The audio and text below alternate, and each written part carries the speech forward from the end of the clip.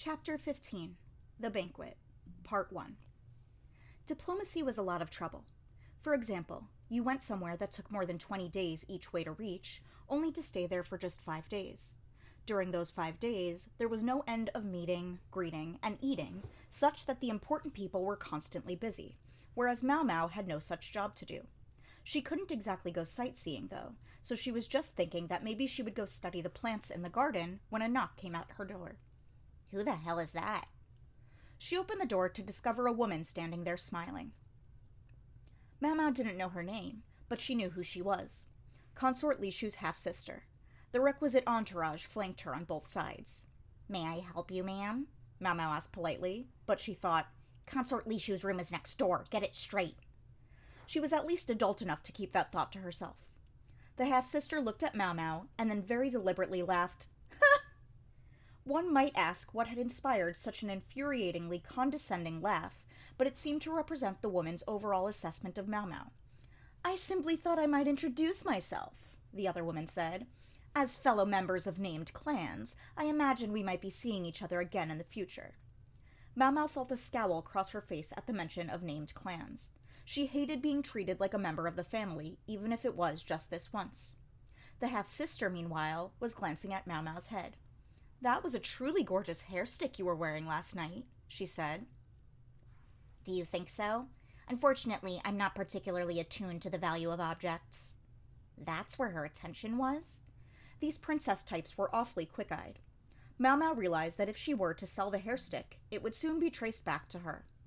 I'm so terribly excited to discover what you'll wear to tonight's banquet, the half-sister said, and then with a flourish, she hid her mouth behind a peacock feather folding fan and walked away.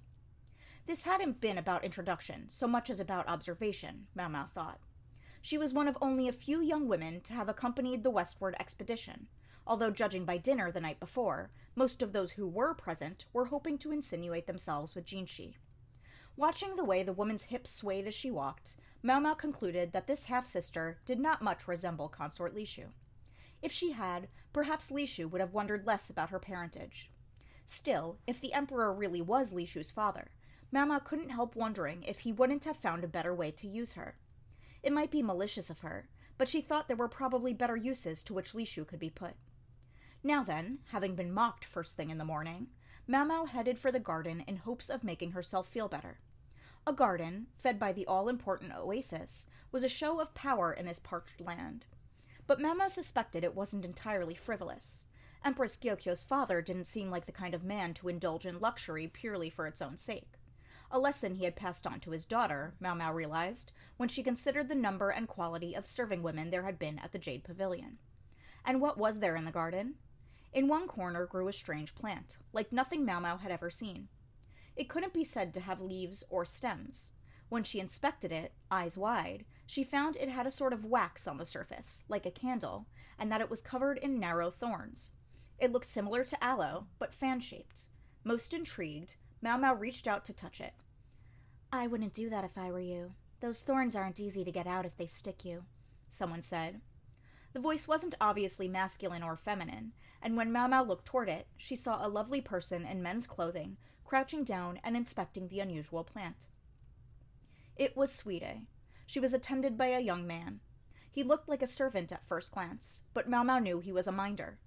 It was strange she had even been allowed to come here. Evidently the minding wasn't very strict. Suide was an apothecary like Mau Mau. They thought in similar ways, and neither of them could help wanting to learn more about any unusual plants or flowers they might come across. All right, so what is it, and how do you use it? Mau Mau asked. I gather it's called a cactus. It was discovered far to the west, and brought here as an experiment, because it's supposed to be quite hardy in dry climates. The fruit and stems are edible.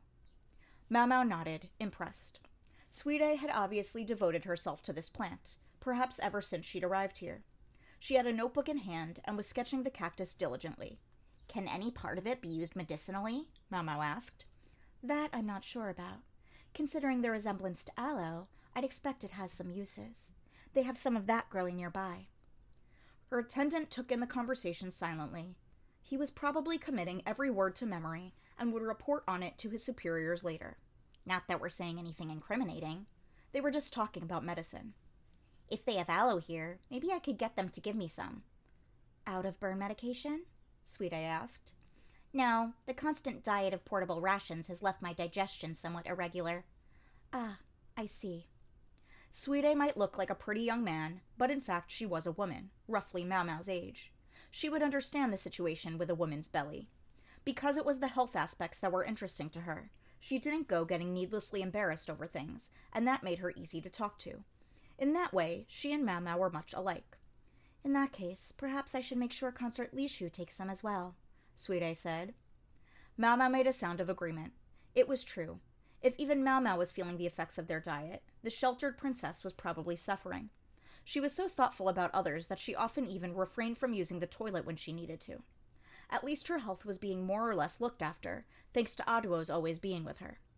In terms of ingredients you can find around here, it might be good mixed with yogurt, Sweet Eye said. The fermented milk products certainly did help keep things regular. I'm not sure that's a good idea. Why not? Because there were so many foods Li Shu couldn't eat. Whitefish could give her a rash, and she didn't cope well with honey. If they gave her something she wasn't used to, so far from making her movements better, it might well make things worse. Mau Mau had spotted Li Shu mostly avoiding unfamiliar foods at dinner the night they'd come to the mansion. A furrow formed in Sweet Eye's brow as she listened to Mau Mau. Mau Mau knew perfectly well how much trouble this all was. If Li Shu had been born a commoner, she probably wouldn't have made it past 7 years old. Still, she'd done well to endure the long journey. Maybe she deserved a kind word and a pat on the head. But no, that wasn't in Mau Mau's character. Mau Mau had a notebook and writing utensil ready to go, much like Sweet Eye's. Sweet Eye was making meticulous drawings of everything that hadn't shown up in the encyclopedias. Mau Mau joined her, and for a while the two of them worked in silence. Sweet Eye's attendant never yawned, but only watched them with an inscrutable smile. I actually wish the little shit were here right now, Mau Mau thought, by which she meant Cho. He was a talented artist, that much was for sure, but Mau Mau was convinced that drawing pictures was never going to make anyone a living.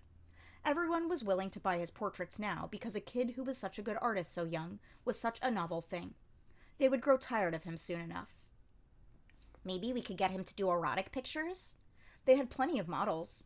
Mau Mau's rather filthy thought was interrupted by what sounded like a distant roar. What do you suppose that was? She asked. It had sounded like some kind of wild animal, and it raised goosebumps on her skin. The birds, startled, fluttered out of the trees. The delegation from the west has apparently promised a most interesting gift. They once brought a creature called an elephant. The explanation came from none other than the minder. An elephant? Mau Mau asked. She'd seen them in picture scrolls. They were huge animals with long noses. She'd seen carved elephant tusks before, but never the living thing. Allegedly, one had been offered to the Empress Regnant, but that had been before Mau Mau had been born. Was that an elephant that we heard just now? No, perhaps a tiger? It seemed the man didn't know. To bring a living tiger, though. Mau Mau had encountered tigers only in the form of pelts and medicines. They made rugs with beautiful patterns, and there was an aphrodisiac, a very effective one, as Mau Mau recalled, to be made from the animal's sex organs. How effective was it? Let's just say that the next morning, even Pydine had been satisfied. The medicine had enabled her partner to last just that long. I suspect we might see the animal at tonight's banquet. That sounds very interesting, Mau Mau said. And it wasn't just politeness. She meant it. Music and dances weren't of much interest to her, but a living animal, now that was intriguing. She felt her heart beat a little faster, and she doodled a tiger in her notebook. The minder watched her, smiling. The servants have prepared cactus juice, he said. Would you like to try some? Well, no reason why not. Time passed as Mau Mau drank juice and chatted with Sweet Eye, and then it was afternoon. During their talk, Mau Mau sometimes found herself thinking about Shisui. The two half-sisters seemed to have gotten along well, notwithstanding the antagonism between their mothers. Or at the very least, Shisui had seemed to have a soft spot for Sweet Eye. Even as her clan was destroyed around her, she'd worked to save the children, and her older sister. No, that was far enough down memory lane. Get too lost in the past, and you might not find your way out. When Mau Mau got back to her room, she found some people waiting whom she presumed had been sent by Lahan. They had new accessories and retailored clothing. A woman in ostentatious makeup took one look at the plain, unadored Mau Mau and grinned openly. Mau Mau took a step backward. It was, as always, exhausting getting prettied up.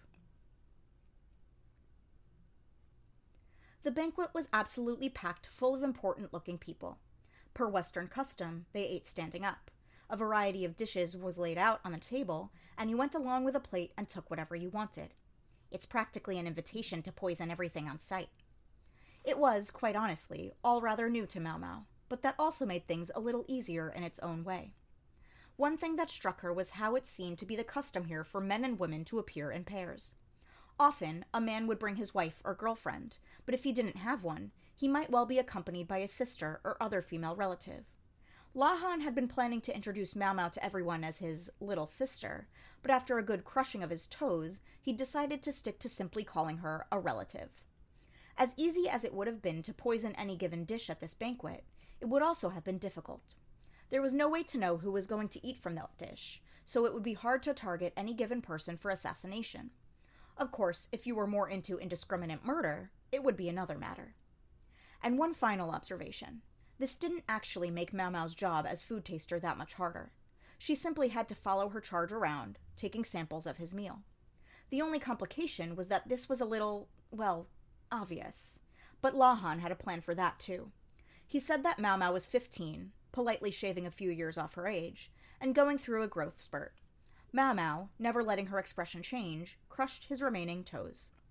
In short, one could choose to eat or not, and Mau Mau wished they would simply choose not to, but that wouldn't be very fun for the guests.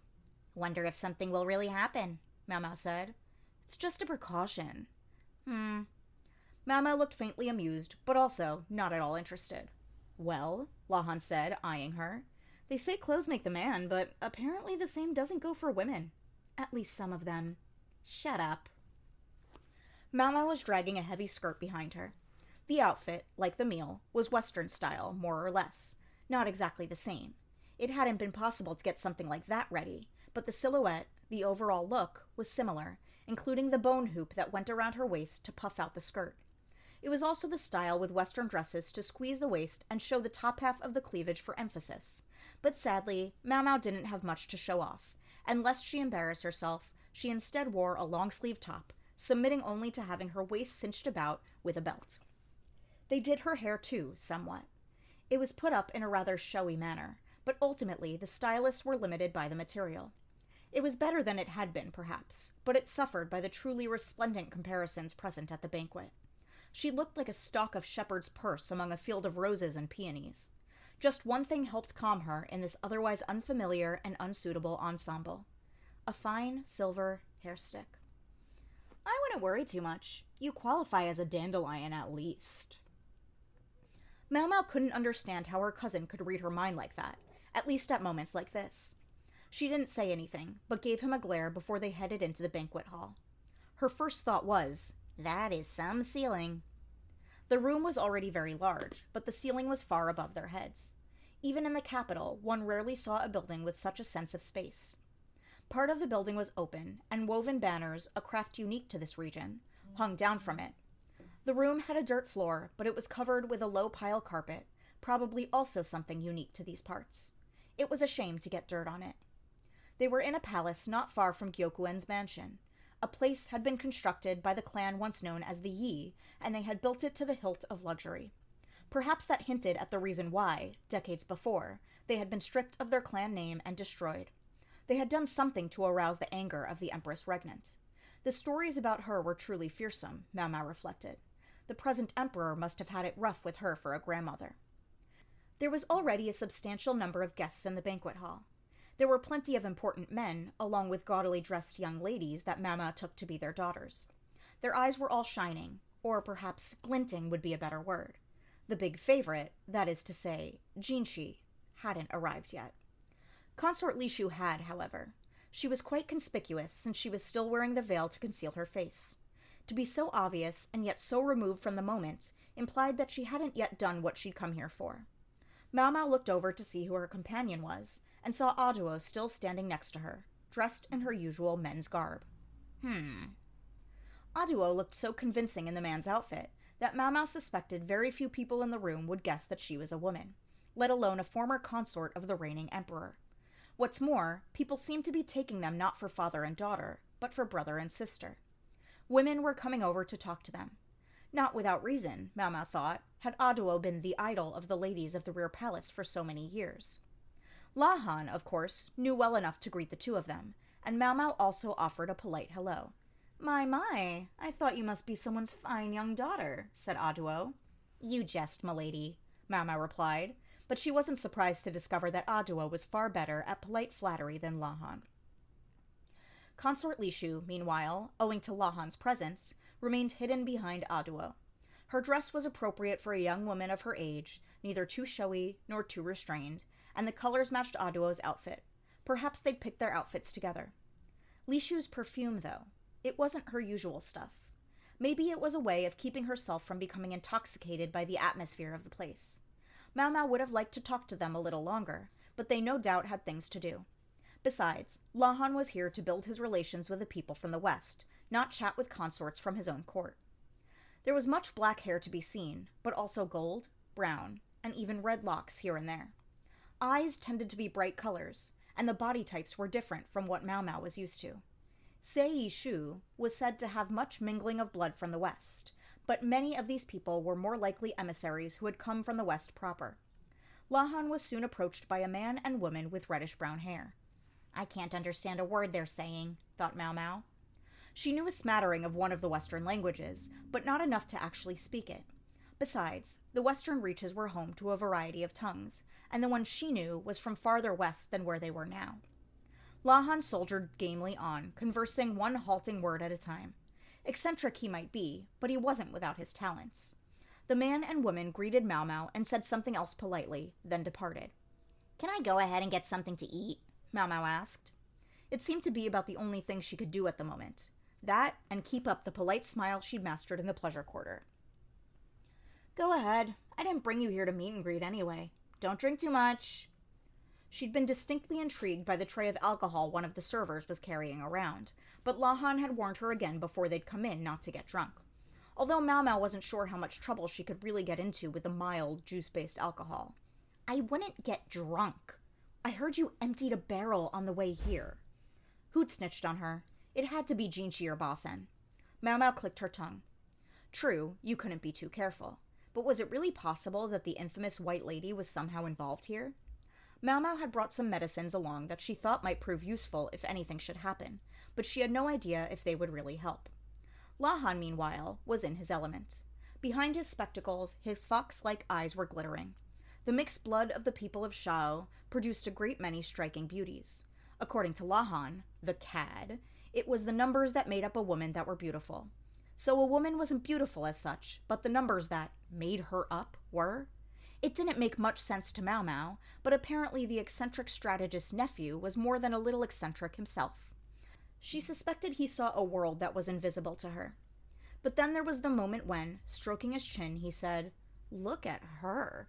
The imperial younger brother is prettier than that." The words seemed to leave his mouth so easily. That was when Mau Mau was sure he didn't know the first thing about how women thought.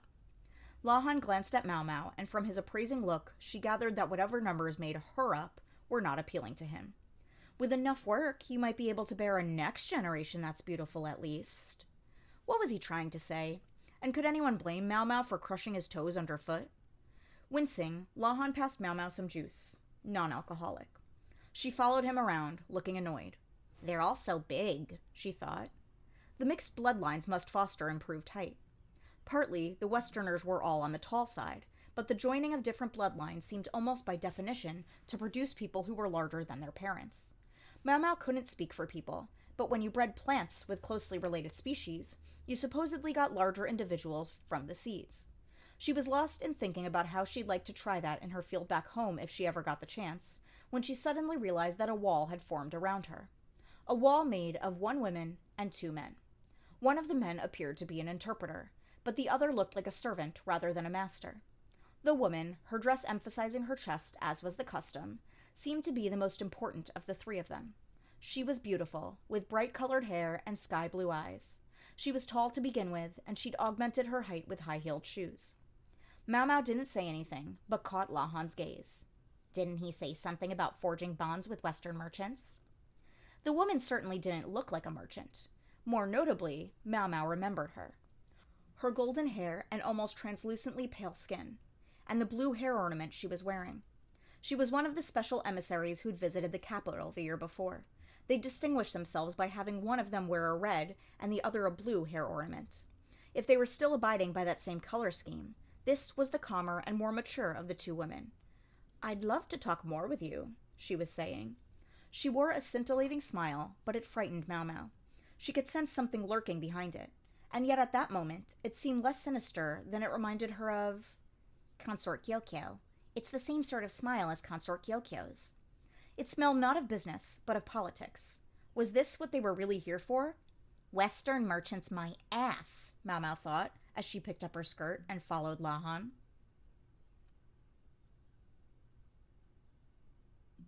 Isla. Was that her name? Mau Mau tried to remember. She'd heard it once. It was, in its own way, laudable that she remembered it at all, considering how she tended to forget anything she wasn't specifically interested in.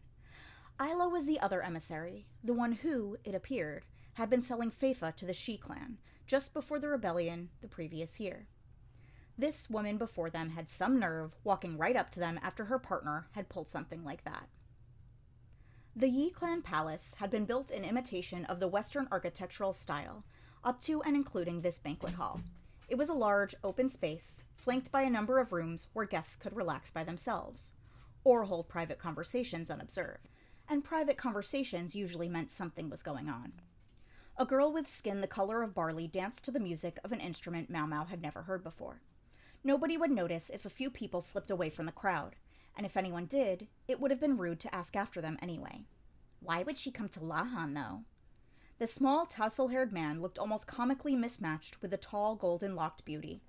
The presence of third parties, Mau Mau and the others, would nix any idea that the two of them might be off to a secret tryst. Maybe that's why she chose him. The woman had come to the capital as an emissary, but it seemed marriage had been on her mind as well, and Mau Mau had been involved herself in undermining those prospects. The thought made her a little uneasy. She worried that the woman might still recognize the moon spirit, even if he was now dressed in men's clothing and bore a wound on his cheek. Still, even if she noticed Jinshi, she probably wouldn't be able to say anything about it publicly. Black tea was poured into a delicate porcelain cup. The table had cabriole legs, as did the chairs, and an elaborate chandelier hung from the ceiling. "Tastes around here seem to lean quite Western, don't they?" Lahan said. The remark might have sounded disparaging, except that it was completely true. Lahan was in good spirits, in light of his lovely companion, but in his head he was no doubt judging how she stacked up against Jinshi. "That's true," the woman replied, "although some of the furnishings could be considered behind the times." The place was neatly maintained, and the furniture was in good condition, but most of it seemed to have been inherited from the previous owners, and more than enough time had passed for it to have gone out of style. The walls of the room were thick enough to discourage any eavesdroppers. The interpreter withdrew so that it was just the four of them, two seated on each side. "I'm honored that you should have chosen me to speak to. I could certainly wish to talk to you alone, just the two of us." Lahan hardly looked like more than the male version of Mau Mau. She had no idea where you found the gall to talk like that. "That depends on what you wanted to talk about, Master Rahan." The woman spoke fluently, but couldn't quite seem to get her tongue around Lahan's name. Well, it wasn't an easy one. Maybe that also explained why Lahan avoided ornate or circuitous expressions. It had to make him more understandable. Mau Mau followed their conversation easily. The woman's servant wore a look of grim concentration, manfully trying to understand what was being said. "I believe you expressed an interest in products from regions farther west," the woman said. "Yes. I would be surprised if anyone wasn't interested in such things." "He's got to repay the debt." They were coming up on a year since Lahan's adoptive father had made a very expensive purchase at the brothel. Mau Mau's understanding was that half the amount had been paid off, but the other half remained to be redeemed, with the house as collateral. Knowing the old madam, the moment the time was up, she would be at their door with her enforcers. She would probably start auctioning off the furnishings right there. "Then I think we'll get along very well together." The woman took out a piece of carefully tanned parchment covered with characters that Mau Mau took to be numbers. Lahan's smile broadened. "A most interesting proposition. But will we both profit from this?" he said. "The price certainly gets no objections from me, But this is the first time anyone's ever come to me with such a prospect. I confess, I can't help thinking that if we have to bring the grain to you, it'll be difficult to remain in the black. Yes, perhaps, but I assure you, I didn't embark on this venue without forethought. If we use the sea routes, we'll be able to transport large quantities, and more importantly, the value of grain and rice will go up in my country. Now the woman took out a map. Geez, the moment I think they're going to talk about politics. It really was about money. Well, okay, so Mau Mau got the sense that it might have something to do with politics too, but she couldn't really be sure. Quite frankly, she didn't care. She just sat there, thinking about different ways to use cactus and looking like she might break into a yawn at any moment. Until, she suddenly heard something she couldn't ignore. It was the woman saying, "Very soon, insects will bring catastrophe upon my country. The northern catastrophe." Mau Mau, startled, nearly slapped the table, only just managing to stop her hand before she struck the surface. But the movement was plenty to give away her interest in the subject. The north. North of Shao was Hokuaren. Mau Mau was stunned to realize that the same thing so preoccupying Jinshi and his cohort should come up here at this moment. The woman, the former emissary, seemed to grin at her. And then she said, "If this proposition doesn't work out, I have a favor to ask of you." Her brow tensed. "Will you help us flee our country?" Problems tend to accumulate, Mau Mau realized again. Oh, how they do pile up.